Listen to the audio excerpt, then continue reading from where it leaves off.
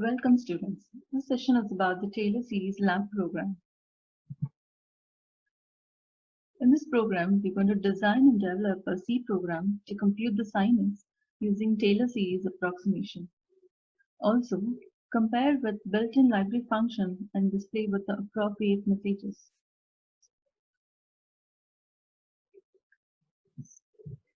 So the Taylor series provides an easier way to calculate the sin x value. So when you look at this equation, it looks very simple. Instead of using partial derivatives, this is the easy way to find the sin x values. We just have to find each term and find the summation of all these terms till it reaches certain level of accuracy. So we can assume that accuracy as 0.001 accuracy. So that means that there is nothing much else to be added. So by having such kind of accuracy, we can find that the sin x value will give you the proper result as of the correct value. So how do we write the program to solve this equation? So when you look at this equation, it looks very complicated.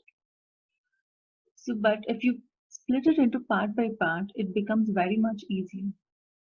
So we can split this equation as each term, and in each term we can divide it as numerator and denominator. And when you look at this denominator, it is nothing but a sequence of odd numbers of factorial.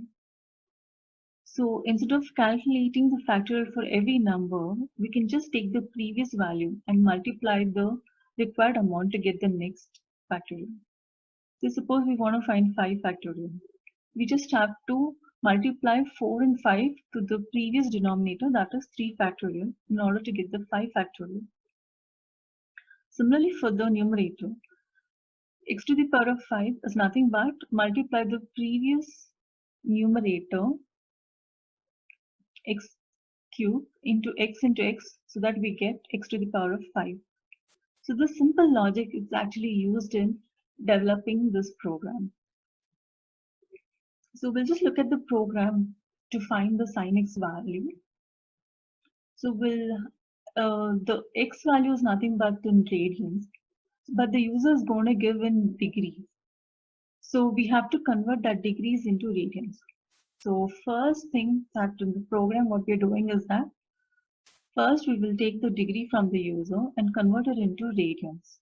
So we need this pi value, so we're going to define this pi value using hash define.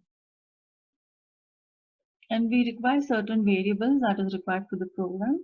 We'll see what is all the importance of these variables that is used.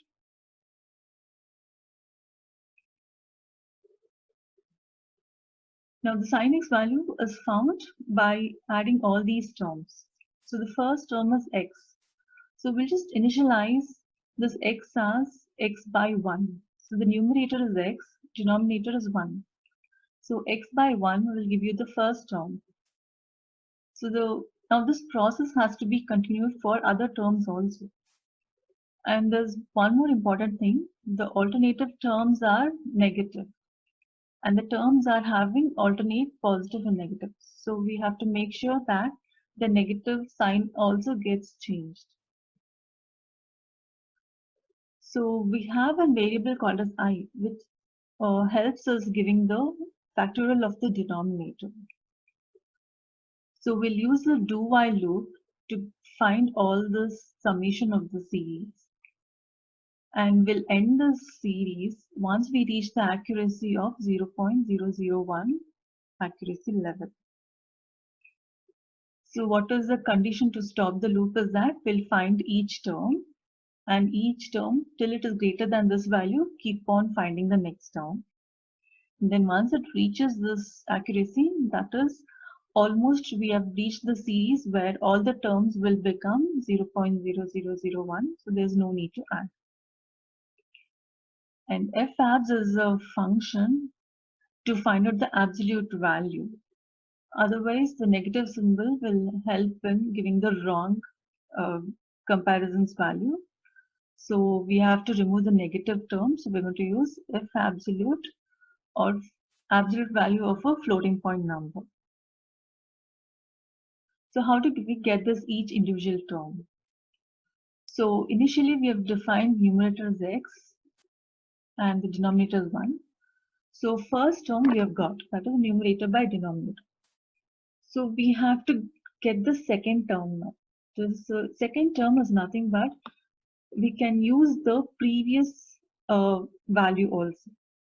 So instead of calculating each and every term every time, we'll just use the previous value and add the required amount. So the next term is numerator is x cube. So the previous value is x. So we'll just multiply the previous numerator into x, which will give us the x cube. And the negative sign will give you the negative term. Now to get the denominator, 3 factorial is nothing but 1 into 2 into 3. So 1 is here and the next I value is 2. I plus 1 is 3. So 1, 2 and 3 will give you the 3 factorial. So we got the denominator also. And now we'll add the sum, because adding all these sums will give you the final value of sin x. So we'll add the initial term and then we'll increment the I value. Now this I value helps in getting the denominator value, and you can see that it's an odd number sequence. So this will help in giving all the denominator values, and this process is continued till it reaches the accuracy level.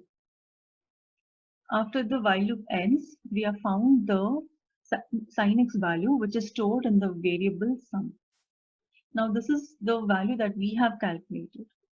Now we'll compare our value with the library function sin x that is defined as mat.h. So by this way, by comparing, we can find out whether our program is working correctly or not.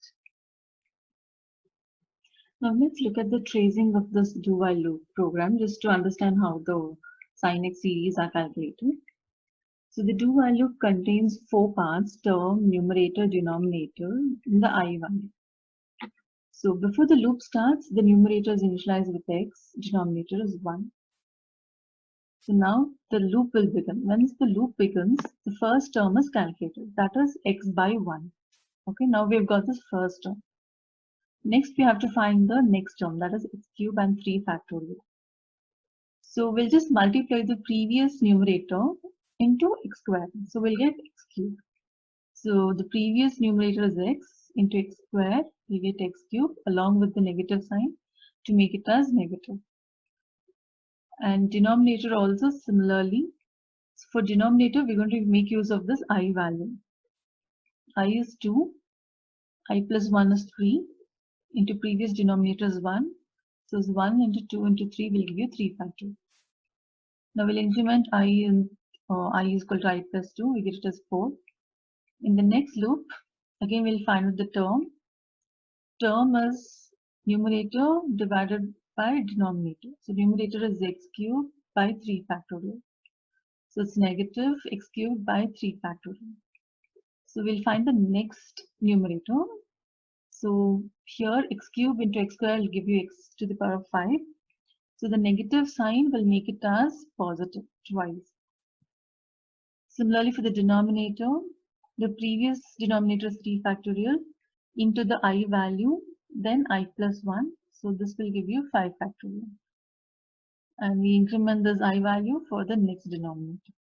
So similarly, this process continues till the accuracy level of the term reaches 0.001 accuracy. Once it reaches, the loop stops.